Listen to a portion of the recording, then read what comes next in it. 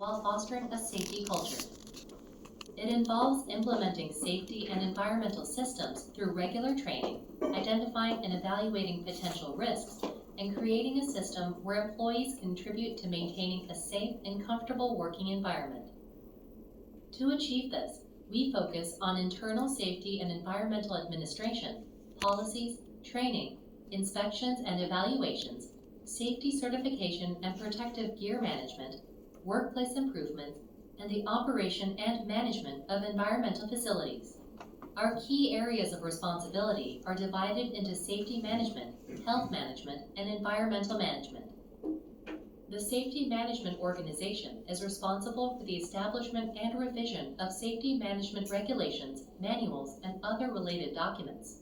Key safety-related documents include the Occupational Health and Safety Management System, Safety and Health Management Regulations, and the Contractor Manual. Safety management tasks involve compliance with and implementation of regulations such as the Serious Accident Punishment Act and the Occupational Safety and Health Act.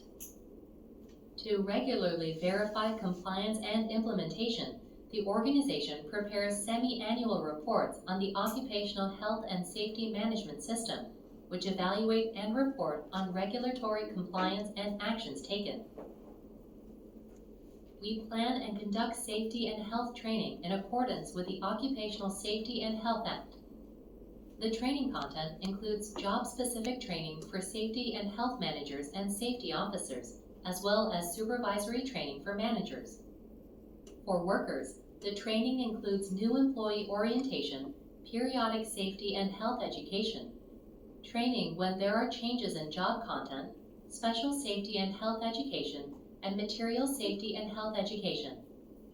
Additionally, there are 4 mandatory trainings for all employees: sexual harassment prevention training, disability awareness training, personal data protection training, and workplace bullying prevention training.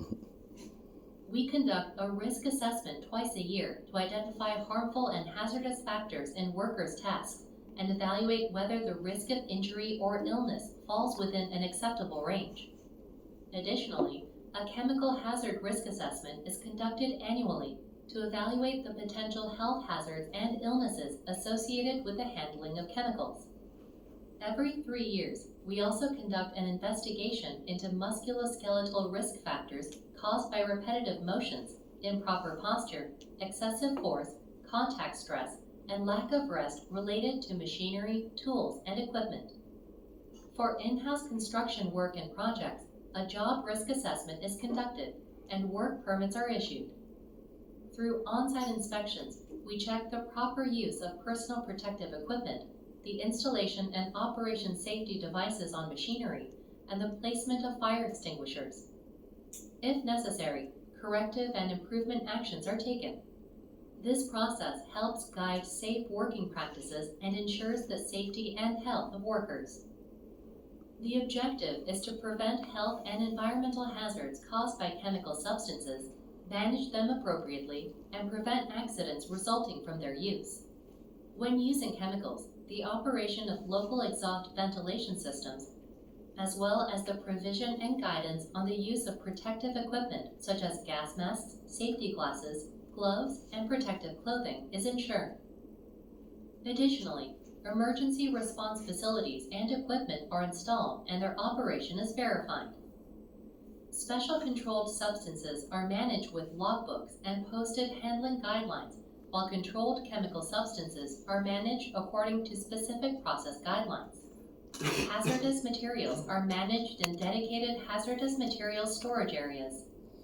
We have established response teams and procedures to minimize damage in case of emergency situations that could impact safety and health.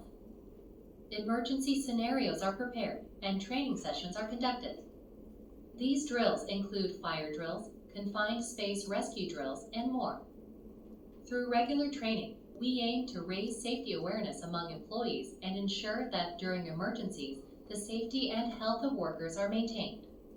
We plan and conduct health checkups for the well-being of employees. General health checkups are conducted every 2 years for office workers and annually for non-office workers. For employees exposed to hazardous substances or those who will be exposed, we conduct special health checkups targeting specific harmful factors. To ensure the safe handling, storage, use, transport, and disposal of hazardous chemicals managed within the workplace, the material safety data sheets for these chemicals are maintained, disseminated through training, and displayed on site. Additionally, workplace environment assessments are conducted to measure the presence and concentration of hazardous chemicals in the work areas where employees operate.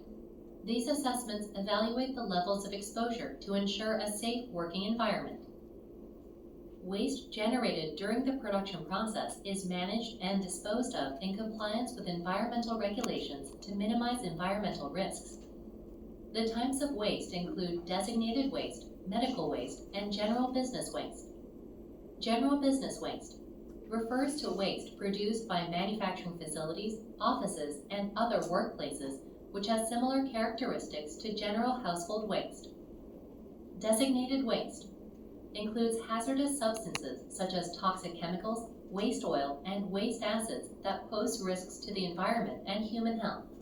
Medical waste comprises waste containing biological or potentially infectious materials generated in medical research or production facilities. Medical waste is categorized into isolated medical waste, hazardous medical waste, and general medical waste. Waste disposal is handled by authorized contractors, and the discharge, treatment, and progress of waste management can be tracked through the Olvaro system, which is a term used for South Korea's waste management tracking system. Air quality management. The purpose of air quality management is to reduce air pollutants emitted from air emission facilities and protect the atmospheric environment. Dust, sulfur oxides, nitrogen oxides, and carbon emissions are managed and controlled within the permissible limits defined by the Air Environment Conservation Act. To verify compliance, periodic self-monitoring of air emission facilities is conducted. Wastewater management. The goal of wastewater management is to appropriately treat wastewater generated from business operations to prevent water pollution and protect the environment. Key parameters for water quality management include chemical oxygen demand, biochemical oxygen demand, suspended solids, heavy metals, nitrogen, and phosphorus. These elements are managed and discharged within the permissible limits set by the Water Environment Conservation Act, as it is termed in Korea. The facility is designed to eliminate the biological activity of wastewater containing biohazardous materials generated at biological product manufacturing facilities. The wastewater treatment system applies methods for deactivating biological activity based on the characteristics of the pathogens being handled. Typically referred to as a biokill system, the most common method involves thermal treatment. This process deactivates biological activity by heating the wastewater to high temperatures, generally above 121 degrees Celsius, and maintaining the temperature for a sufficient duration, which is generally 20 to 30 minutes. This ensures the effective removal of biological hazards. So far, we have learned about safety and environment managed in GMP industrial science.